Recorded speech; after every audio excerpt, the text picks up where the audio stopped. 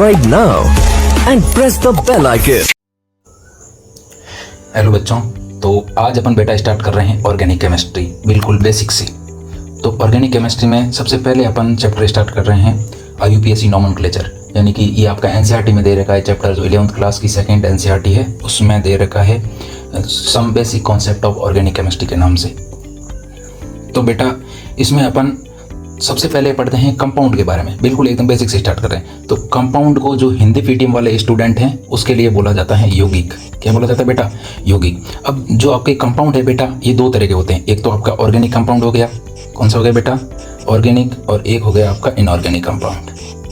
Organic compound को कार्बनिक यौगिक बोलते हैं और इनऑर्गेनिक कंपाउंड को अकार्बनिक यौगिक बोलते हैं। अब जो आपके ऑर्गेनिक कंपाउंड है वो लिविंग और ऑर्गेनिज्म से आपके बनाए जाते हैं। जैसे आपका प्लांट से हो गया, एनिमल हो गया। क्या बेटा ये लिविंग है? लिविंग मतलब जो जिंदा है, या प्लांट भी जिंदा है और एनिमल भी जिंदा है। तो इनसे जो भी अपन को कंपाउंड मिलते हैं उनको बोलते हैं ऑर्गेनिक कंपाउंड।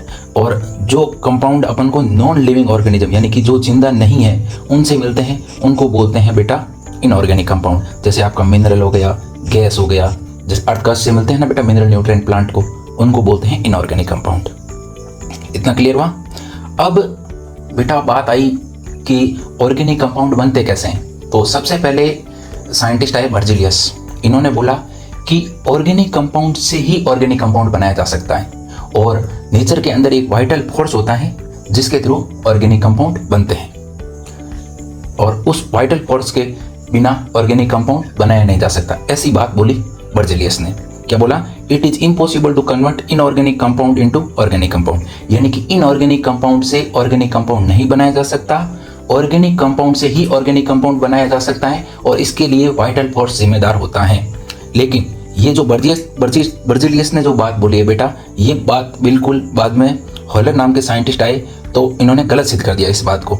इन्होंने लैब के अंदर अमोनियम साइनेट, जो कि आपका एक इनऑर्गेनिक कंपाउंड है बेटा, इसको इन्होंने पहले हीट दिया और पानी के साथ गर्म किया तो इन्होंने यूरिया बनाया। क्या बनाया बेटा? यूरिया। और यूरिया आप जानते हो कैसा है? ऑर्गेनिक कंपाउंड है। और ऊपर अपने नाम बर्जीलियस क्या बोले थे? बर्जीलियस बोले थे कि सिर्फ ऑर्गेनिक कंपाउंड से ही ऑर्गेनिक कंपाउंड बनाया जा सकता है, इनऑर्गेनिक कंपाउंड से नहीं बनाया जा सकता। लेकिन हॉलर ने ये बात अमोनियम साइनाइड से यूरिया बनाकर दिखा दी कि इनऑर्गेनिक कंपाउंड से भी ऑर्गेनिक कंपाउंड बनाया जा सकता है। तो यहाँ पर आते आते अपना जो बर्जीलियस का बात था वो बिल्कुल गलत सिद्ध हो गया। अब अपन बात करते हैं, ये छोटी छोटी डेफिनेशन है, जैसे हॉलर हो गया, ये बर्जीलियस हो गया, आप थोड़ा थोड़ा इनको याद रख लेना, बाकी एग्जाम के पॉइंट ऑफ व्यू से इतना कोई क्वेश्चन आया नहीं है अभी तक।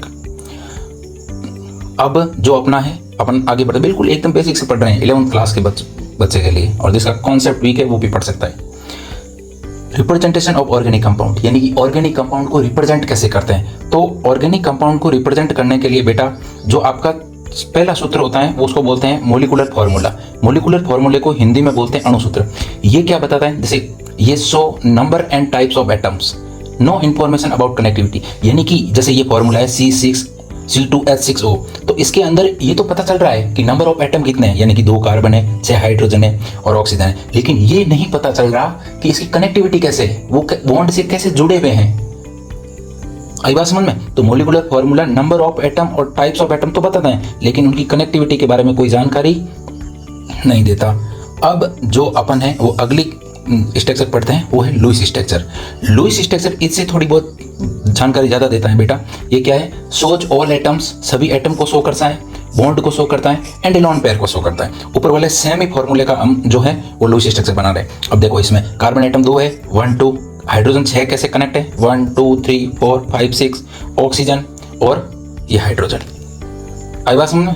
तो देखो आपका जो इसमें ऑक्सीजन है ना, इसमें लोन पेयर भी दिखा रखे हैं, 2 लोन पेयर है और ऑक्सीजन 2 बॉन्ड बनाए हुए हैं, एक हाइड्रोजन के साथ और एक कार्बन के साथ। आपको पता है कि ऑक्सीजन 2 बॉन्ड ही बनाता है बेटा, ये बेसिक केमिकल बॉन्डिंग है। आपको याद रखना है कि ऑक्सीजन जनरली 2 बॉन्ड बनाता है, कार्बन बेटा 4 बॉन्ड बनाता है और नाइट्रोजन जनरली 3 बॉन्ड बनाता है। ये बेसिक केमिकल बॉन्डिंग है, इसको आपको थोड़ा सा ध्यान रखना है। अब अपन बात करते हैं कि it is also known as non condensed formula. Non condensed formula मतलब कंडेंस का मतलब होता है कि जिस चीज को कंडेंस करके संघनित करके लिख देना, और नॉन कंडेंस का मतलब होता है कि उसको फैला कर लिखना, उसके अंदर जितने भी बॉन्ड है सब कुछ दिखाना। तो क्या इसमें बेटा सब कुछ बॉन्ड वगैरह लोन पेयर दिख रहे हैं? तो इसीलिए लुईस स्ट्रक्चर को नॉन कंडेंस्ड फॉर्मूला भी बोलते हैं। अब एक कंडेंस्ड फॉर्मूला यानी कि हिंदी में बोलते हैं संघनित सूत्र। ये बेटा शो ऑल एटम, सब एटम को शो करता है और उसकी कनेक्टिविटी कैसे जुड़े हुए हैं इस बात को भी बताता है, बट ये शो नहीं करता बॉन्ड एंड लोन पेयर को। बॉन्ड एंड लोन पेयर को ये बिल्कुल भी शो नहीं करता। जैसे CH3 CH2OH, वही सेम ऊपर वाला फॉर्मूला है, सेम ही फॉर्मूला है इसका। तो CH3 CH2OH, अब इसमें क्या है कि ये बॉन्ड की कनेक्टिविटी शो नहीं करता और लोन पेयर शो नहीं करता, ये भी आप याद रख लेना थोड़ा बहुत। अब अगला है पार्शियली कंडेंस्ड फॉर्मूला क्या है? Condensed structure that show some bond and lone pair. ये जो कंडेंस स्ट्रक्चर है ये कुछ लोन पेयर और कुछ जो बॉन्ड है वो शो करती हैं। जैसे इसका ये दिया हुआ है, सेम ही फॉर्मूला है, अपन उसका अलग अलग रूप देख रहे हैं, कहीं पर कंडेंस देख रहे हैं, कहीं पर पार्शियली कंडेंस देख रहे हैं, कहीं पर मॉलिक्यूलर देख रहे हैं।